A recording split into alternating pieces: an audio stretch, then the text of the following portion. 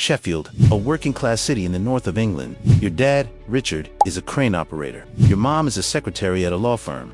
Just an ordinary British family, an ordinary life. You were born on January 11th, 1987. Everyone will call you Jamie, and one day, that name will become the title of the most bizarre, unbelievable, and extraordinary story in English football history.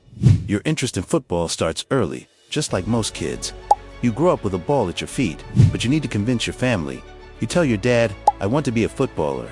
Your dad hears you, but he doesn't take it seriously.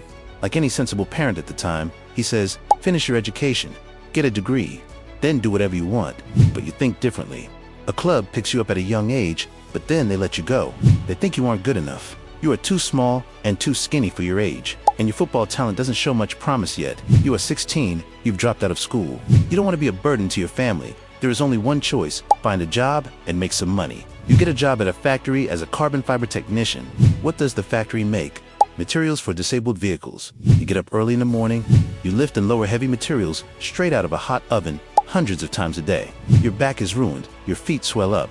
When you get home at the end of the day, you can barely walk. By the time you hit the bed, your whole body is just aching. And then comes that moment. You are lying in bed, staring at your ceiling, and you think to yourself, "Am I really going to do this every single day for the rest of my life?" For a second, you look at that life, an entire lifetime, 12 hours at the factory, come home, sleep, back to the factory, and something breaks inside you. But what can you do? The club kicked you out. No degree, no career. At 16, it feels like you're running out of options. Your coworkers notice something. This kid is miserable, so they make a suggestion. At least play football on the weekends. You'll earn a little cash. You'll get some breathing room. A place 5 tiers below the English 8th Division, the Northern Premier League 1st Division South, pretty close to the absolute bottom of English football. A place nobody has ever heard of, but you go there and you play football on the weekends. You get £30 a week from your club. You're still working at the factory. You take your kid home after the match and wash it yourself, because the club doesn't have a laundry room. This is the start of your football career. 3 years. From 2004 to 2007. During these 3 years, you are a teenager locked out of Europe's biggest clubs. Wayne Rooney, who is the same age as you, moves to Manchester United in 2004. Karim Benzema is at Real Madrid. Luis Suarez scores 35 goals for Ajax, and every weekend, you take off your factory clothes and put on your football kit. But one thing never changes: you score goals, non-stop. The 2007 to 2008 season, your first official season, you finish your league with 18 goals. 2008 to 2009, you get promoted to the Northern Premier League. 23 goals in 38 games. You were named player of the season, but you are 23 and you are still working at the factory. Players your age in the Champions League, you are still playing in weekend leagues. Doesn't that thought ever cross your mind? Maybe it's not happening. Maybe this is it. It must have. You're only human, but something kept you going. Something inside you. In 2010, everything changes. Halifax Town wants you, and they pay £18,000. You say goodbye to the carbon fiber factory. You sign a full-time professional contract at 23 years old. For the first time, you are a real footballer. How does that moment feel? Later you would say, "I couldn't even dream of anything beyond this." But life is going to demand much more from you. 23 goals in 33 games in a single season at Halifax. The club sells you for €300,000. Fleetwood Town signs you. Now we are in the English 5th Division. You're moving up a bit. 31 goals and 17 assists in a single season. 36 games, you carry the team to promotion as champions. 3 different teams in 3 different seasons. And you were the top scorer in every single one. But still, nobody knows who you are. You are still a million miles away from the Premier League. And then, Leicester City comes along. The year is 2012. Not a Premier League team, but a championship side. Still, for you, it's the biggest leap of your life so far. They pay €1,200,000. That day, a Twitter user writes, "Leicester just signed someone from non-league. My God, has football really come to this?"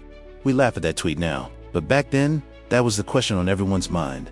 The first season is tough, really tough. You can barely make the starting 11. There are bigger names ahead of you. The championship is no joke.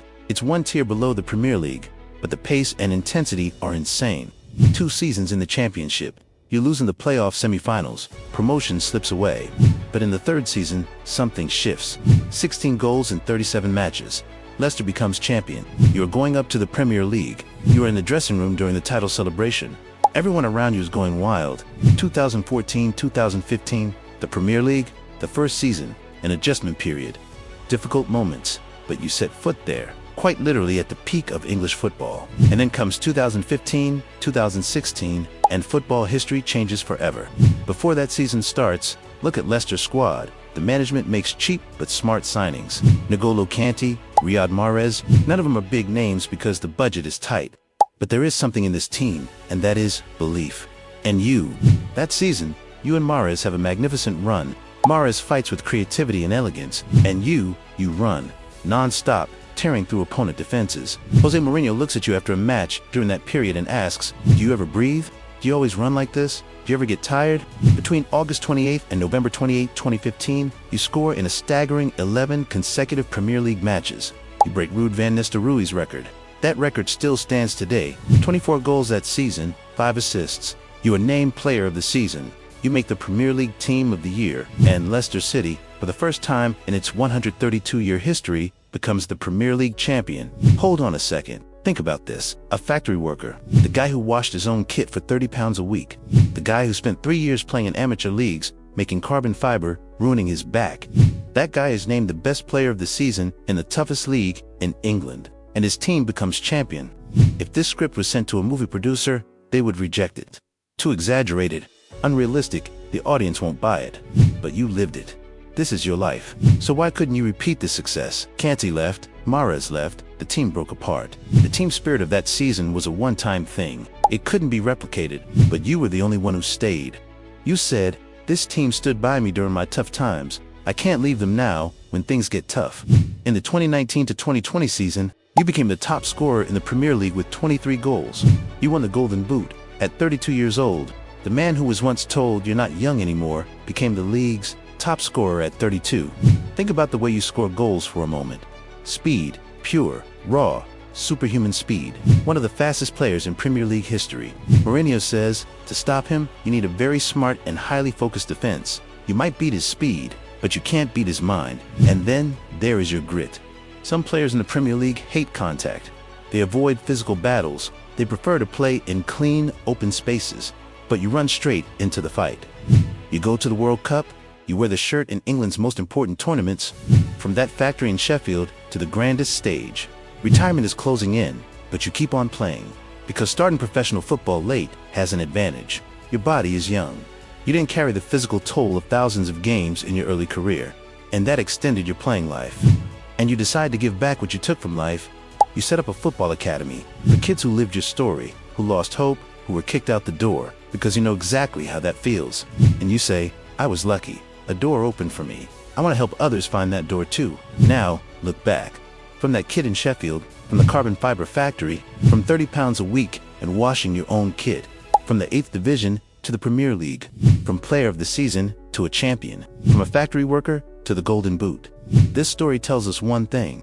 Sometimes the greatest motivation is the voice of those who tell you no.